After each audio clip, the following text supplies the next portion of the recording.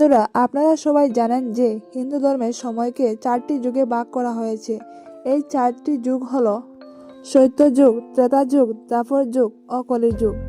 এই মুহূর্তে আমরা কলিযুগে বাস করছি। পুরাণে কলিযুগকে অভিশাপের সমান বলা হয়। কিন্তু বন্ধুরা, আপনারা কি জানেন কলির যুগ কখন শেষ হবে?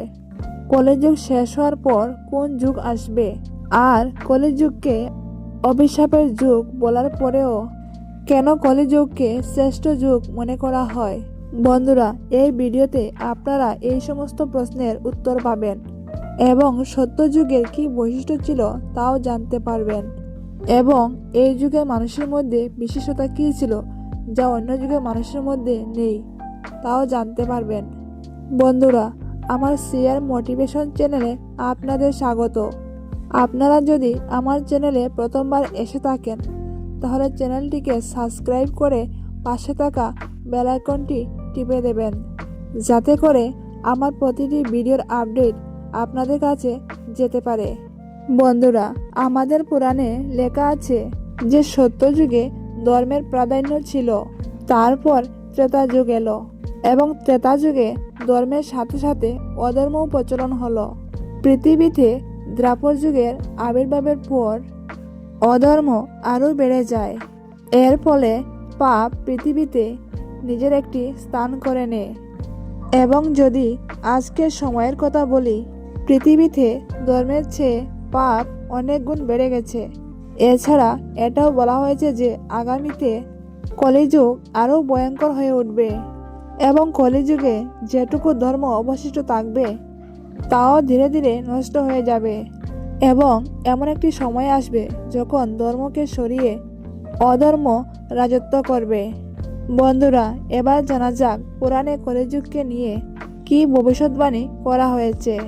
জ্যোতিষশাস্ত্রে সূর্য সিদ্ধান্ত গ্রন্থের ভিতরে কলিযুগের বয়স বলা হয়েছে 4,32,000 বছর, যেখানে 50,123 বছরের এত অল্প সময়ের মধ্যে আমরা অনুভব করতে শুরু করেছি যে পাপ তার চরম সীমায় পৌঁছে গেছে। তাহলে যখন কঠিন কলিযুগ আসবে তখন তার অবস্থা কেমন হবে?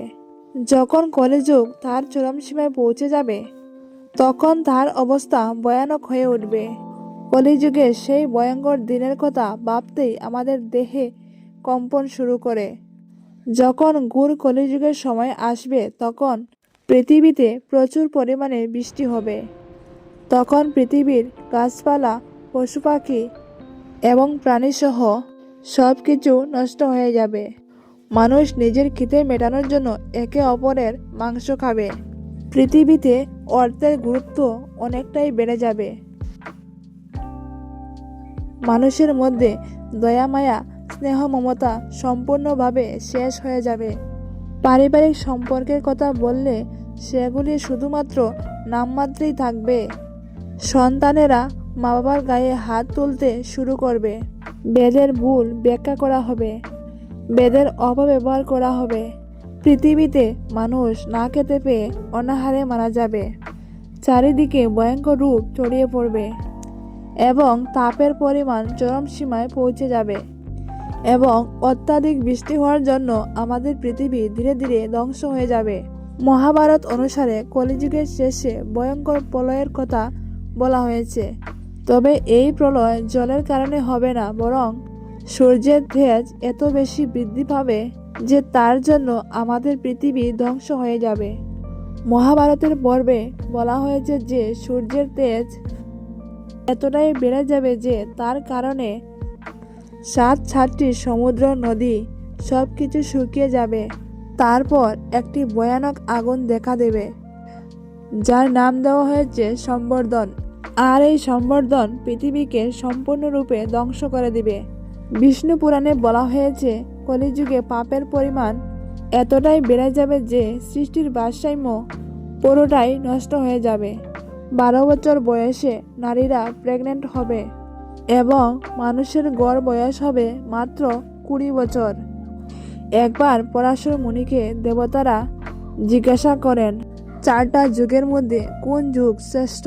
তখন তিনি ব্যাসজির বাণী উল্লেখ করে বলেন যে কলিযুগেই সর্বশ্রেষ্ঠ।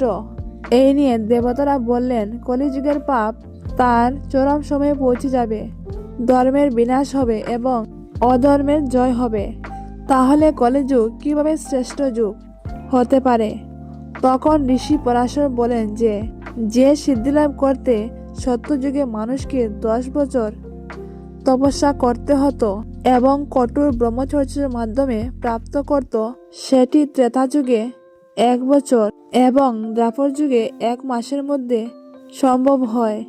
আর কলিযুগে একদিন তপস্যা করে পূর্ণ লাভ করা যায়। অর্থাৎ আমরা বলতে পারি যে মোক্ষ লাভ করার জন্য কলিযুগই সর্বশ্রেষ্ঠ। বন্ধুরা, কলিযুগে যখন পাপ চরম সীমায় পৌঁছাবে এবং ধর্ম সম্পূর্ণরূপে ধ্বংস হয়ে যাবে, তখন এই সময়টিতে বর্ষা সম্পূর্ণরূপে বন্ধ হয়ে যাবে এবং সব কিছু পুড়ে ধ্বংস হয়ে যাবে। তারপর 12 বছর ধরে প্রচুর পরিমাণে বৃষ্টি হবে, যার ফলে এই পৃথিবী সম্পূর্ণরূপে ধ্বংস হয়ে যাবে। এর মানে হলো মহাবিশ্বে একটি নতুন যুগের সূচনা হবে। সৃষ্টি 28তম যুগ ত্যাগ করে 29তম যুগে প্রবেশ করবে এবং তারপরে আবার একটি নতুন যুগ শুরু হবে, যা সত্যযুগ নামে পরিচিত হবে। তারপরে পৃথিবীতে ধর্ম পুনরায় প্রতিষ্ঠা হবে। পুরাণে বর্ণিত আছে যে এই যুগে চৈত্র নবরাত্রি প্রতিপদে রবিবার। সত্যযুগের স্থায়িত্ব হবে 17,18,000 বছর। পুরাণে বলা হয়েছে এই যুগে মানুষের আয়ু হবে 4,000 থেকে 10,000 পর্যন্ত। সত্যযুগে মানুষের উচ্চতা হবে 10 হাত, যদিও এখন মানুষের উচ্চতা মাত্র 3 হাত।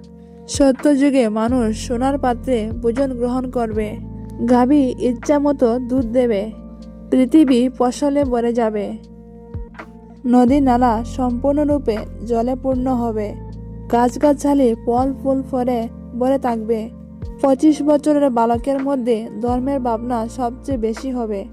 যেখানে আজকের যুগে ধর্মের পথে চলা মানুষকে যাদেরকে মূর্খ বলা হয়, ওই সময়ে এমন লোকেদের ধার্মিক আত্মা বলে গণ্য করা হবে। বন্ধুরা, সত্যযুগের ভিতরে কোনো ব্যক্তি পাপী হবে না, সকল মানুষ সৎ হবে। কোনো ব্যক্তি কারোর কখনো খারাপ করবে না, মানুষ স্বার্থপর হবে না এবং তারা সবসময় একে অপরকে সাহায্য করবে, ভক্তিতে মগ্ন থাকবে। এরকম অনেক মানুষ পরম জ্ঞানের প্রাপ্তি করবে। বহু মানুষ তার তপস্যা ক্ষমতার দ্বারা স্বয়ং ভগবানের সঙ্গে কথা বলতে পারবে এবং সত্যযুগের প্রতিটি মানুষ তাহার দেহের উপর সম্পূর্ণ নিয়ন্ত্রণ রাখতে পারবে। সত্যযুগকে সৃষ্টির স্বর্ণযুগ বলে জানা যাবে। সত্যযুগের স্ত্রীরা চরিত্রবান হবে এবং তারা একটা পুরুষ মানুষকে ভালোবাসবে। তাদের মনে কোনো রকম পাপ থাকবে না। যে মহিলা তার স্বামী ছাড়া অন্য পুরুষের কথা ভাববে, সেই মহিলা সঙ্গে সঙ্গে মারা যাবে। সত্যযুগে স্বামীর মৃত্যু হওয়ার সঙ্গে সঙ্গে স্ত্রীদের মৃত্যু হয়ে যাবে। তো বন্ধুরা, এই সত্যযুগ আস্তে আস্তে এখনো অনেক লক্ষ বছর বাকি আছে, কারণ এখনো কলিযুগও শেষ হয়নি। মানুষকে ধর্মের পথে চলতে হবে এবং তার জীবনে পূর্ণ কাজ করতে হবে, যাতে সে তার পরবর্তী জন্মে অনেক সুখ পেতে পারে।